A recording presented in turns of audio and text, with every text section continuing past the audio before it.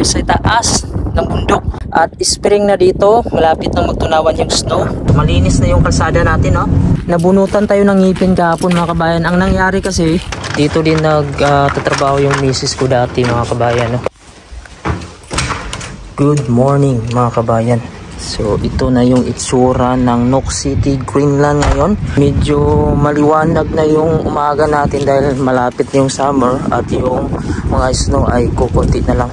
So ako'y papasok na naman sa trabaho. Papakita ko sa inyo dito yung baba kung gaano nakalinis. Dito wala ng snow dito sa daanan. Pati sa itaas wala ng snow. Spring na talaga ngayon dahil tagtunaw na siya, mga kabayan. At medyo hindi na sobrang lamig sa labas. At dito sa baba natin, kukunti na lang yung snow at makikita mo na yung mga daanan, mga asfalto, lumalabas na siya. Kaya maganda na ang panahon ngayon, mga kabayan. At sumisikat na yung araw dito, halos hindi na lumulubog pagka palapit na yung summer. Pagka summer naman ay talagang wala nang patayan yung araw dito. So ito na lang yung naiwan, tutunawin niya ito dahil makapal to dito. Pero dito, mga kabayan, ayan, so napakalinis na. Yun, mga kabayan, pupunta na tayo ng trabaho na walang ligo. Yung lamig ngayon hindi na siya sobrang lamig, parang lamig na siya sa probinsya dahil palapit na yung summer. Aga, mga kabayan, wala pang katao-tao. Tara, mga kabayan, at ako'y natrabaho na naman. Ito na yung paligid natin, mga kabayan, no? Medyo nakikita na yung mga bato sa bukid, yun, sa bundok, tawag ba dyan? Kasi mga bato-bato. Tapos yung highway natin ang linis na. So ganito yung umaga dito. Ayan, dito na tayo sa trabaho, mga kabayan. Wala pang katao-tao dito, tayo pa lang nauna. Ito yung itsura ngayon, medyo kukunti na lang yung snow dito na lang banda sa gitna, pero yung sa mga gilid, ayan, natunawa na. Ito yung buong paligid natin. At makikita na natin yung bandang ilalim nito, yung mga buhangin, mga bato. Ayan, so dito tayo magtatrabaho sa loob na to. So ngayon pauwi na tayo ng bahay. Tapos na yung oras ko sa pagtatrabaho, alas 5 na dito. Actually holiday pala dito ngayon sa Greenland, kaya kung napapansin nyo wala masyadong gumagawa. So ilan lang kami pumasok kanina. Halos dito kasi, mga kabayan, pagka holiday hindi sila pumapasok. Kaya bihira lang yung mga tao dito kapag holiday papasok. Pero ako, mga kabayan, kahit holiday pumapasok pa rin ako kasi sayang. Pero oras kasi yung bayad at may extra din yun pagka holiday na bayad. Ito na yung isa sa mga building, mga kabayan, kung saan tapos na ito, ready to turn over na ito at pwede nang i-occupied. So ito yung pinakaunang building dito sa project namin na natapos ngayon. Ito yung mga kasunod, bali may 4 pa siya. So medyo matagal-tagal pa tong matapos. Ayan, so yung itsura natin ay basa, mga kabayan, nagtutubig dahil spring na ngayon at wala na gaanong snow dito, mga kabayan, sa daanan. Kita na yung mga simento. So daan muna tayo ng grocery store, mga kabayan. Bibili lang ako ng itlog, oil at saka manok. Ito yung grocery store dito, Aikiki. Akiki yung tawag. Ibig sabihin niya, mga kabayan, mura. Mura yung mga bilihin, kaya dito ako bumibili. Dahil kadalasan dito ay mura yung mga binibinta. Ayan, nag-grocery muna tayo dito, mga kabayan, ng mga prutas. Ito yung mga prutas dito. So bumili tayo at itlog, tapos bibili pa tayo ng oil. Ayan, so ito yung mga display nila dito. Yung mga gulay naman din dito, pero ito lang yung mga dahon-dahon na to, yung lettuce, tapos itong mga Chinese pizza. Medyo malaki-laki yung grocery dito. Dito din nagtatrabaho yung misis ko dati, mga kabayan, pero umalis lang siya dito dahil panggabi yung duty niya dito. Ayan, mahaba to hanggang dito sa unahan. Ayan, so hanap tayo dito ng oil. Bili na tayo ng eto, mayroon tayong binili na yung Chinese pizza, tapos mayroong gatas, yung first milk, tapos may battery dito kasi nagpabili yung anak ko battery niya daw para sa kanyang remote control. Tapos bumili tayo ng itlog, tapos may mantika, avocado at saging. So lahat ito, mga kabayan, nasa 152 Danish kroner. I-times yun sa 8, siguro mga 1,000. Ngayon ipapasyal ko muna kayo dito sa labas. Ipapakita ko yung update dito ngayon dahil spring na siya, malapit na mag-summer, nagtunawa na yung mga yelo. Nandito tayo ngayon sa harap ng simbahan. Ito yung simbahan dito. Ang sabi nila, mga kabayan, kung ano to, Katolik. Basta dito Christian naman ang simbahan dito, mga kabayan. Sa Katolik ata to. red charts. Tapos ito mayroong mga damo na dito lumabas. Kung napapansin nyo mga kabayan, ito yung mga damo na mabubuhay ito pag summer. Ayan, so magi-green ito sa mga kabayan, no? Parang patay lang ito pero buhay ito siya. Tapos yung mga snow nagtunawan na. Tingnan nyo yung bundok ko. Ng mga snow ay medyo nagsisitunawan na. Kahit dito makikita na natin yung semento at yung makukulay ang mga bahay dito mga kabayan, no? Yan, nagsilabasan na. So medyo maganda tingnan mga kabayan kapag wala siyang snow. Gusto ko yung ganito lang panahon, hindi siya sobrang lamig. Ang temperature pala natin ngayon mga kabayan nasa 4 degrees. Kayang-kaya lang yung lamig na ganyan. Ito medyo manipis na lang yung suot natin tapos wala tayong bonnet. So maganda na yung klima na ganyan. Pero aakyat pa yan siya pagdating ng summer. Nasa 7 degrees, 8 degrees. So swerte kung abot ng 12. Napakaganda yung klima na ganyan. So ako pala mga kabayan ay nabunutan ng ngipin. Pumunta pala ako kahapon sa may dentist. Nabunutan tayo ng ngipin kahapon mga kabayan. Ang nangyari kasi ay may kinain ako tapos nabasag yung ngipin ko na may pinastahan. May pasta kasi ito dati yung ngipin ko mga kabayan kasi may sira siya. Pinastahan na lang siya. Tapos nung nabasag na dito, ang sabi nung dentist dito, hindi na daw nila masisave yung ngipin dahil malaki na daw yung bitak at saka may sira na din daw sa gitna. Kaya ang nangyari, pinabunot ko na lang. Pero kahit nabunutan ako ng ngipin, nagtrabaho pa rin ako kahapon. Pero hindi naman mabigat yung tinrabaho ko. Nag-wiring lang naman ako kahapon. Kasi sayang kasi dito mga kabayan kapag hindi ka magtrabaho. So dito tayo dumaan sa mga snow. Kasi pupunta tayo dun sa unahan mga kabayan, no?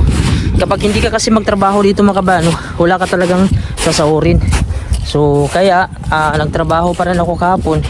Bawal lang akong magbuhat ng mabigat. Maganda dito mga kabayan kapag may problema ka dito sa mga katawan mo, libre yung hospital dito, check up, may mga gamot din naman sila dito. Pero hindi ko sa masasabi na talagang kumpleto dito. Pero kahit paano mga kabayan ay malaking tulong na din yun kapag mga check up lang. Mga major na sakit mga kabayan, mga operation, bali dinadala na doon sa Denmark kasi doon sa Denmark ang kumpleto ng mga gamit. Mayroon din naman sila dito mga kabayan, kumpleto naman sila sa mga gamit sa pagdating sa ngipin. Meron silang pasta, root canal, mga postiso, cleaning. Wala lang talaga akong time dati na pumunta ng dentist kasi nga na-focus ako sa trabaho. Sinasayangan kasi ako mga kabayan kapag mag-absent ako sa trabaho tapos hindi ako kikita. Parang nasasayangan ako sa oras. Bago ako uwi ng bahay mga kabayan, gagawa muna tayo ng content dito dahil hindi ako nakagawa nung nakarang araw dahil busy din sa trabaho. Pag ito po yung paligid natin mga kabayan, no? Pag wala ng snow mga kabayan, ma-appreciate nyo na at makikita nyo yung ganda ng mga sinaunang bahay. Yan, mga kahoy lang siya, mga sinaunang bahay. So ngayon kasi ay nagko-concrete na yung mga concrete na yung mga binibuild namin ngayon mga kabayan. Dahil moderno na dito sa Greenland, nag-upgrade na sila ng mga bahay. Ito mga kabayan, pagdating ng summer, magiging lake ito. Sa gitna niya may mga tubig yan, tapos magsisilabasan na yung mga pato. Ayun na yung mga pato ngayon sa unan. Ayan, may mga pato na siya. Tapos dito makikita natin yung mga bahay kung gaano kaganda mga kabayan, no? Yung mga sinaunang bahay, mga bungalow type lang siya mga kabayan. So halos magkakapareho lang yung design, yung mga kulay lang paiba-iba siya. So pupunta tayo dun sa unahan at ipapakita ko muna sa inyo dito. Ito na yung spring ngayon. Nung nakaraan nung pumunta kami mga kabayan, itong daanan ito ay halos tambak ito ng snow at nililinis pa ng mga sasakyan para makadaan at hindi madulas yung mga sasakyan. Pero ngayon nagunti-unti na siyang natunaw. Pag nag-positive kasi dito yung temperature mga kabayan, mula sa 0 paakyat yan, 0, 1, 2, 3, 4, ay talagang hindi na magpo-frozen yung lahat ng mga snow na to. Maaari siyang maging liquid siya, tubig, hanggang tutunawin niya ito pag aakyat pa. Pero pag minus, yun yung tendency na talagang mapupurosin lahat. Titingnan natin itong buong nok mga kabayan. Aakyat tayo dito sa itaas, yung itaas ng mga bato na yan para makita nyo yung ganda ng mga bahay dito. Ayan, so walang katao-tao na naglalakad. Ako lang dito yung naglalakad at nagsasalita. So sobrang tahimik ng lugar nila. Wala kang makikita ng mga tindahan sa gilid, yung mga barbecue. Hindi ka guys sa Pilipinas, no? Maraming nakaabang na dito sa gilid. May nagtatambay, may nagiinuman, may nagbibidyoki. Hindi nila magagawa yan dito dahil nga malamig sa labas. Maganda kung summer kasi hindi naman siya sobrang lamig. Akyatin natin ito mga kabayan, yung sa itaas para makita natin yung bandang baba. Ayun o, yung mga bahay doon o. Makikita natin yan sa itaas mamaya kung gaano kaganda. Medyo may malaking ice na dito sa ibaba. At yun, nagtutubig na siya o. Tapos yung mga, alam mo yung mga kabayan, itong mga lumot yung tawag sa amin. Ano ba yun sa inyo mga kabayan? Yan yung kinakain ng mga reindeer. So may reindeer din dito sa Greenland, no? Yung mga usa na tinatawag sa atin. So ito yung daanan dito. Wala na talagang snow dito sa may mga bato. Meron dito may pakunti-kunti na lang natutunawin niya. Akyat tayo para makita natin itong ganda ng Nook. I-share ko sa inyo mga kabayan, no? Kung ano yung itsura ng Nook City dito. Ayan. So ganito mga kabayan yung mga area dito sa Nook City or Greenland. Halos mga bato-bato lang siya. Ayan. Pag wala siyang snow, ito yung itsura niya. Ayan. So ito na yung buong Nook City dito banda. Ayan, yung ganda ng mga bahay mga kabayan, no? Yan mga kabayan, nandito tayo sa taas ng bundok kung saan makikita natin yung ganda ng mga bahay, mga kulay. At spring na dito, malapit nang magtunawan yung snow. At makikita natin kung gaano nakaganda yung Nook City, Greenland. Ayan na mga kabayan, ito na yung itsura ngayon ng Nook City, Greenland. Kung napapansin nyo, makikita na talaga na nagtutunawan na yung mga snow. Ayan, so ikot natin yung camera para makita nyo mga kabayan kung gaano kaganda na dito ngayon. At yung mga bundok, nag-uumpisa nang magtunawan yung snow at parating na talaga yung summer. Bali, spring na pala dito ngayon mga kabayan. Yan, ito yung bahay na yun, no? Tatakpan pa siya ng makakapal na snow at tutunawin din yan. Ngayon mga kabayan, bababa na tayo at uuwi na tayo ng bahay. Dahil nga para makapagpahinga na tayo. So pinakita ko lang itong video ngayon para mayroon kayo idea kung ano yung Greenland. So ito po siya, bato-bato lang talaga siya. Sa summer mga kabayan, try nating mag-harvest ng mga yung berry. Dahil dito sa Greenland may tumutubong mga berry dito na pwede siyang kainin. Pero hindi dito sa gilid ng mga kalsada, mayroon dun sa mga area. So ito po yung mga berry mga kabayan, no? Yan, blueberry. Hindi ko alam kung blueberry ba yung tawag nito. Pero patay pa ito mga kabayan yung bunga niya. Ito ba yung natira ata sa dati. Yan, so ito po yung mga berries mga kabayan, oh. Yan. Violet siya, parang violet sa mga kabayan. Pero maliliit lang siya dito. Doon sa bandang gitna mga kabayan, kung saan walang masyadong tao at mataba doon yung area, doon medyo makapal-kapal yung mga damo at malaki yung mga berries doon. Ngayon kasi mga kabayan, holiday dito, walang pasok yung mga kadalasan mga nasa government. So yung asawa ko, wala silang pasok kanina at nandun sila kanina sa bahay. Siya nagbantay sa mga bata. Tapos gumala din sila kanina kasi nga nagpainit sila sa labas. Ang ganda kasi ng temperature kanina, hindi siya sobrang lamig mga kabayan. Kapag nandito ka na sa Greenland kasi, yung 4 degrees kasi mga kabayan, medyo mainit na yan kapag galing ka sa winter na minus. Tapos bigla siyang nag 0, 1, medyo maiinitan yung katawan mo. Pero kapag galing ka sa Pilipinas, tapos 4 degrees pagdating mo dito, lalamigin ka talaga. Kasi nga yung katawan mo ay nanggaling ka sa mainit, tapos biglang lamig. Pero kapag ganito, sa winter ka na, nandito ka na, tapos malamig, tapos biglang tataas yung temperature at magpapositive siya, yun ay medyo warm sa'yo. Ayun mga kabayan, no, medyo matagal nang lumulubog yung araw dito. Umabot na dito sa alas 11, maliwanag pa rin siya. Pero bandang mga alauna mga kabayan, alas 2 ng madaling araw, medyo dumilim na siya. Pero sa panahon ng summer, wala nang patayan yung ilaw dito ng araw.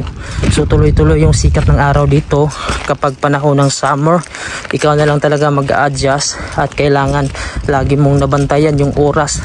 Kasi kapag wala kang orasan mga kabayan, hindi mo na alam kung anong oras dahil maliwanag dito palagi. Ito na yung sinasabi ko ng mga wild duck.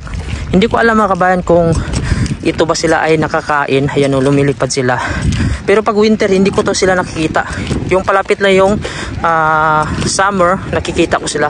Malakas din pala silang lumipad oh. Akala ko mahina lang lumipad, matataas din pala. Ang summer dito mag-umpisa mga kabayan, June siya kasi wala nang snow niyan.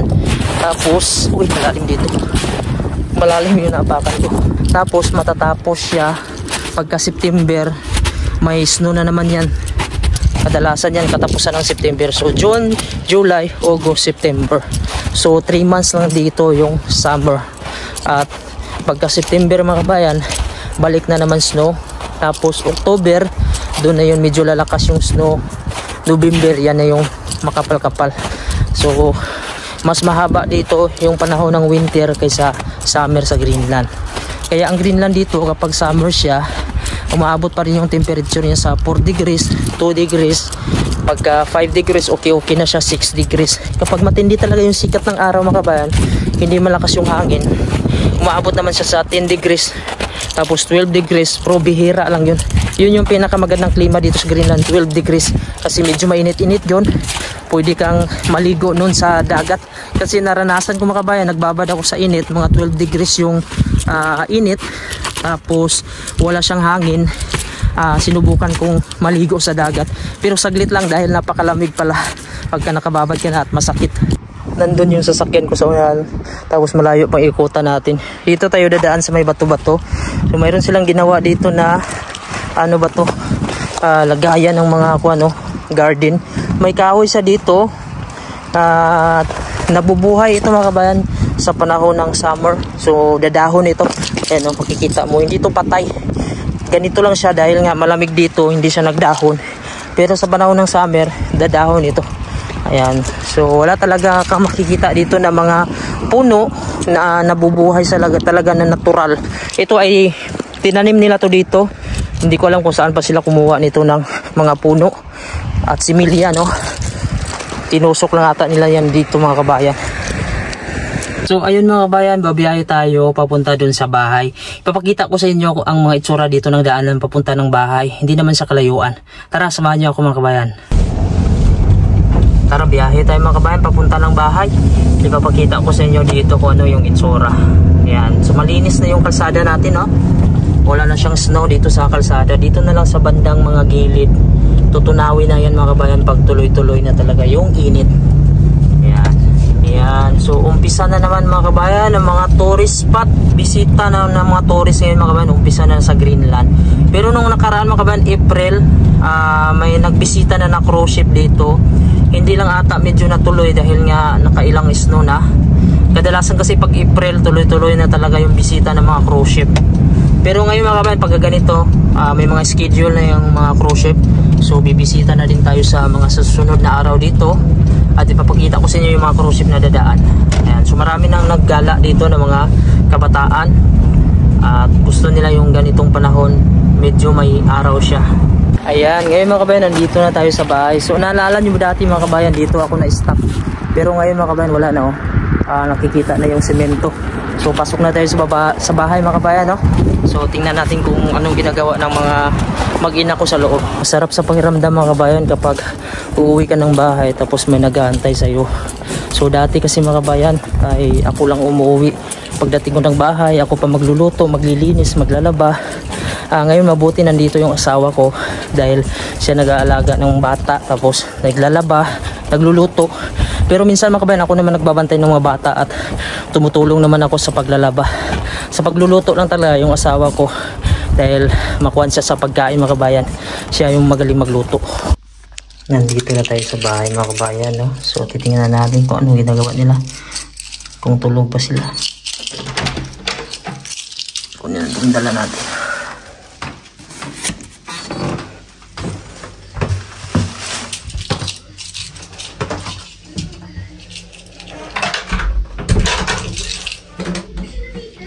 Hello? Hello? Hello? Yes. Hindi na ako papayag. Namaya. Yes. Ito yung pangpatanggal ko ng pagod. Ayan, tumatalon-talon na. Hello mga Ayan, guys. Hello mga guys. Hello mga guys. Kiss papa. Kiss papa. Oh, bless, bless, bless. Kiss mama. Naglalaro sila ng drone mga kabayan. Dito lang naglalaro yung anak ko. Kasi hapon na. Ayan, may drone. Tapos mayroon tayo dito. Ayan, avocado. Tapos may french fries. Ayan, sakto. Gutom tayo. Ayan mga kabayan, kain po tayo ng avocado. Bumili ako ng avocado mga kabayan, no? Dahil paborito ko ito. Tapos may saging at peanut butter, gatas. Kakabusog yun. Ayaw sa... French fries. Malutot ang misis ko. Hawa, bira, ang baba mo. Agos may manok. Ang kakagulo sa drone. Binili kanina.